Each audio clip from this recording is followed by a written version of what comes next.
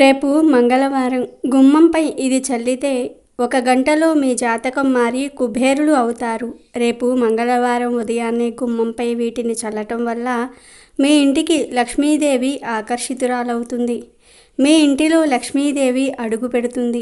ఇంటిలో డబ్బు అస్సలు ఉండటం లేదని బాధపడేవారు, నెల చివరికి వచ్చేసరికి చేతిలో డబ్బులు ఉండటం లేదని బాధపడేవారు, డబ్బును పొదుపు చేయడానికి వీలు అవ్వటం లేదని చింతించేవారు రేపు మంగళవారం గుమ్మంపై వీటిని చల్లండి. అలాగే ఇంటిలో తరచుగా గొడవలు జరుగుతూ ఉన్నాయని బాధపడేవారు, పిల్లలు మాట వినటం లేదని చింతించేవారు కూడా రేపు మంగళవారం గుమ్మంపై వీటిని చల్లండి. వీటిని చల్లటం వల్ల ఇంటిలో ఉండే నెగిటివ్ ఎనర్జీ అంతా కూడా పోతుంది. మనం ఉదయం లేచిన దగ్గర నుండి సాయంత్రం మళ్ళీ ఇంటికి వచ్చే వరకు ఎన్నో ప్రదేశాలకు తిరుగుతూ ఉంటాము. అలా మనం బయట తిరిగేటప్పుడు దిష్టి తీసిన నిమ్మకాయలు లేదా ఇతర ఏవైనా చెడు వస్తువులు తొక్కటం వంటివి చేస్తాం. తెలిసి తెలియక వాటిని తొక్కటం వల్ల మనలో దుష్ట శక్తులు ఆవహిస్తాయి. మనం కాళ్ళు కడుక్కొని ఇంటిలోనికి వెళ్ళకపోవటం వల్ల ఆ దుష్ట శక్తులు మన ఇంటి వారిపై తీవ్ర ప్రభావాన్ని చూపిస్తాయి. దీని కారణంగా ఇంటిలో డబ్బు నిలవదు, ఇంటిలో మనశ్శాంతి కరువవుతుంది. కుటుంబంలో ఎవరికో ఒకరికి ఆరోగ్య సమస్యలు వస్తూ ఉంటాయి. ఒకవేళ మీకు కూడా ఇంటిలో మనశ్శాంతి కరువు అయ్యిందని బాధపడుతూ ఉన్నట్లు అయితే, చేతిలో డబ్బులు అస్సలు ఉండటం లేదని చింతిస్తూ ఉన్నట్లయితే రేపు మంగళవారం గుమ్మంపై వీటిని చల్లండి. ఈ నీటిని చల్లిన గంటలోనే మీ ఇంటిపై ఉన్న నెగిటివ్ ఎనర్జీ అంతా కూడా పోతుంది. పాజిటివ్ ఎనర్జీ మీ ఇంట్లోకి ప్రవేశిస్తుంది. మనం గుమ్మం దగ్గర చేసే పనుల వలనే మన ఇంటిలోనికి వచ్చే పాజిటివ్ లేదా నెగిటివ్ ఎనర్జీ ఆధారపడి ఉంటుంది. అందుకే గడపను చాలా పవిత్రంగా చూసుకోవాలని శాస్త్రం చెప్తోంది. ఒక కుటుంబం క్షేమంగా ఉండడానికి చేయవలసిన పూజల్లో ముఖ్యమైనవి 2. అందులో ఒకటి ఇలవేల్పును కొలుచుకోవటము, రెండవది ఇంటి గడపకు పూజ చేయటం. ఇంటి గడపను సింహద్వారమని, లక్ష్మీ ద్వారమని, ద్వారలక్ష్మి అని కూడా అంటారు. ఈ గడపకు పసుపు, కుంకుమ, పువ్వులు పెట్టడం వరకు చాలామందికి తెలిసినదే. ఎందుకు చేయాలో తెలియకపోయినా పెద్దవారి నుండి సాంప్రదాయంగా ఆచరిస్తున్నారు అని చాలామంది గడపలకు తోరణం కట్టి దేవతలకు ఆహ్వానం పంపుతారు. గుమ్మానికి తోరణం కట్టడం అంటే సుఖ సంతోషాలకు దేవతలను ఇంట్లోకి గౌరవంగా ఆహ్వానం పలకటం అని, ఎటువంటి అమంగళం ఈ గడప దాటి ఇంట్లోకి రాకూడదు అని గడపకు పూజ చేయాలని మన పండితులు చెప్తూ ఉన్నారు. ఇక మీ ఇంటిలో ఉన్న అలక్ష్మి బయటకు వెళ్ళిపోయి లక్ష్మీదేవి ఇంటిలోనికి రావాలంటే రేపు మంగళవారము గుర్తుపెట్టుకొని మరి మీ ఇంటి ప్రధాన గుమ్మంపై ఇది చల్లండి. 1 గంటలో అదృష్టం మీ తలుపు తడుతుంది. మరి రేపు మంగళవారం గుమ్మంపై ఏం చల్లాలో తెలుసుకునే ముందు, పాపాత్ముడు భక్తితో భగవంతుణ్ణి ప్రార్థిస్తే ఆ భగవంతుడు ప్రసన్నమవుతాడా అవ్వడా అని తెలియజేసే కథను విందాం. చాలా కాలం కిందట ఒకసారి అకస్మాత్తుగా వానలు కరువైపోయాయి. వర్ష ఋతువు గడిచిన వాన చినుకు లేదు. భూమి ఎండిపోయింది. పంటలు ఎండిపోయాయి. తరువాతి సంవత్సరము, ఆపై తరువాతి సంవత్సరము కూడా పరిస్థితులు ఏమాత్రం మెరుగవ్వలేదు. కరువు కోరలు చాచి సంచరించటం మొదలుపెట్టింది. ఆకలి దప్పికలతో అలమటిస్తున్న ప్రజలు భవిష్యత్తులో ఇంకా ఏం రానున్నదో అని భయపడ్డారు. దేవుడు తమపై ఎందుకిలా ఆగ్రహిస్తున్నాడో తెలుసుకునేందుకు గాను వారంతా కూడా ఒక మహర్షిని ఆశ్రయించారు. ఆ మహర్షి కూడా స్వయంగా కరువు పరిస్థితిని చూసిన వాడు కావటంతో మంచి హృదయంతో ఆయన అనేక దినాల పాటు ఉపవాసం ఉండి ఎంతో భక్తిపూర్వకంగా భగవంతుణ్ణి ప్రార్థిస్తూ గడిపాడు. ఫలితంగా ఒకరోజు ఉదయం ఆకాశవాణి సూటిగా ఇలా పలికింది: పవిత్రమైన మీ అందరి మధ్య ఒక దుర్మార్గుడు ఉన్నాడు. స్వార్థం కొద్దీ అతను అనేక చెడు పనులు చేశాడు. అతడొక్కడి కారణంగా మీరందరూ కూడా ఇన్ని కష్టాలను అనుభవిస్తున్నారు. అతను బహిరంగంగా అందరి ముందు తన తప్పులను ఒప్పుకోవాలి. అప్పటి వరకు ఈ శాపం తొలగిపోదు అని ఆకాశవాణి పలికింది. ఆ మాటలు విన్న ప్రజలందరిలోనూ నిశ్శబ్దం అలుముకున్నది. భగవంతుడికి కోపం తెప్పించిన ఆ దుర్మార్గుడెవరా అని అందరూ ఆలోచనలో పడ్డారు. కానీ తామే ఆ దుర్మార్గులం అని మాత్రం ఎవ్వరూ ముందుకు రాలేదు. అయితే భగవంతుడి క్రోధానికి కారణమైన ఆ దుర్మార్గుడికి మాత్రం తన ఆట కట్టిందన్న సంగతి అర్థమైపోయింది. తన తప్పుల్ని తాను ఇక బయట పెట్టక తప్పదు. అందువల్ల వాడు ఇంటికి పోయి ఒక గదిలో చాపపరుచుకుని కూర్చొని కళ్ళల్లో నీళ్లు ధారలు కట్టగా ప్రార్థించటం మొదలుపెట్టాడు. దేవుడా దయచూపు, బహిరంగంగా క్షమాపణ కోరటం ఒక్కదాన్ని మినహాయించు. అంత పరీక్షకు తట్టుకునే శక్తి నాకు లేదు. నేను పాపం చేసి సంపాదించిన ఒక్కొక్క పైసాను నిజాయితీగా ఎవరిది వాళ్లకు తిరిగి ఇచ్చేస్తాను. ప్రజలను దోచి కూడబెట్టిన సొమ్ముల్లో ఒక్క పైసాను కూడా నేను ఉంచుకోను. నేను అలా పంచేటప్పుడు అందరూ నా పాపాన్ని గుర్తిస్తారుగాక, కానీ నా పాపాలను నాకుగా అందరి ముందు బహిర్గతం చెయ్యమని మాత్రం శాసించకు. ప్రభు దయచూడు అని భగవంతుణ్ణి వేడుకున్నాడు. కొద్ది రోజుల్లో వానలు తిరిగి మొదలయ్యాయి. త్వరలోనే సాధారణ వాతావరణం నెలకొన్నది. అయితే దేవుడు ఆదేశించిన విధంగా ఏ దుర్మార్గుడు తన తప్పుల్ని ఒప్పుకోకుండానే వానలు ఎలా మొదలయ్యాయి అని అందరూ ఆశ్చర్యపోయారు.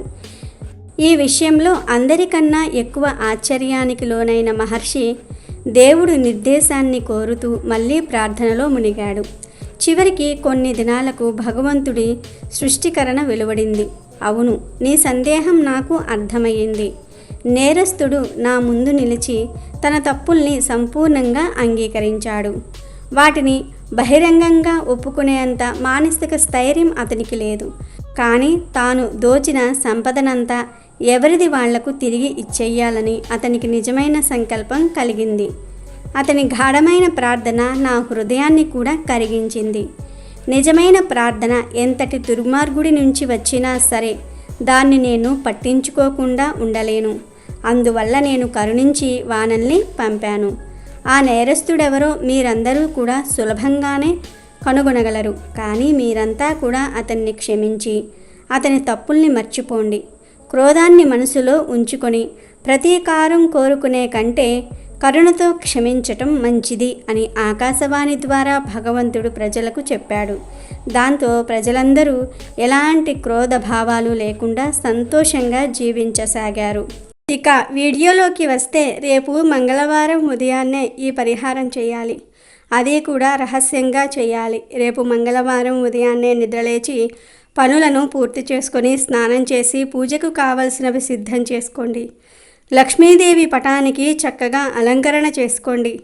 ఇక ఇప్పుడు ఒక రాగి చెంబులో నీటిని తీసుకొని లక్ష్మీదేవి పటం ముందు ఉంచాలి. అందులో గంధము, పసుపు, కుంకుమలు వేయండి. వీటితో పాటు అత్తరు లేదా రోజ్ వాటర్ పోయండి. 2 చుక్కలు అయితే సరిపోతుంది. ఇక ఇప్పుడు అందులో 7 మిరియాలను వేయండి. డైరెక్ట్గా వేసినా పర్వాలేదు, పొడిలాగా చేసి వేసినా పర్వాలేదు.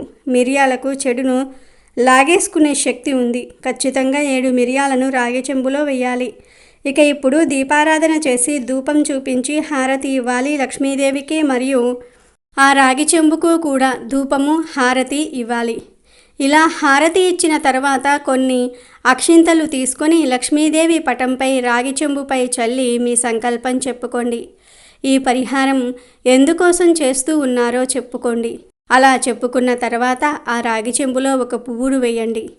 ఏ పువ్వు వేసినా పర్వాలేదు. ఒక పువ్వును వేసి మీ ఇంట్లో ఎన్ని గదులు ఉంటే అన్ని గదుల్లో ఆ రాగి చెంబును పట్టుకుని తిరగండి.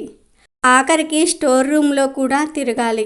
అన్ని గదుల్లో తిరుగుతూ ఆ నీటిని ఆ రూమ్లో ఉండే వస్తువులపై చల్లాలి. చల్లేటప్పుడు మా ఇంటిలో ఉండే నెగిటివ్ ఎనర్జీ అంతా పోవాలి అని చల్లండి.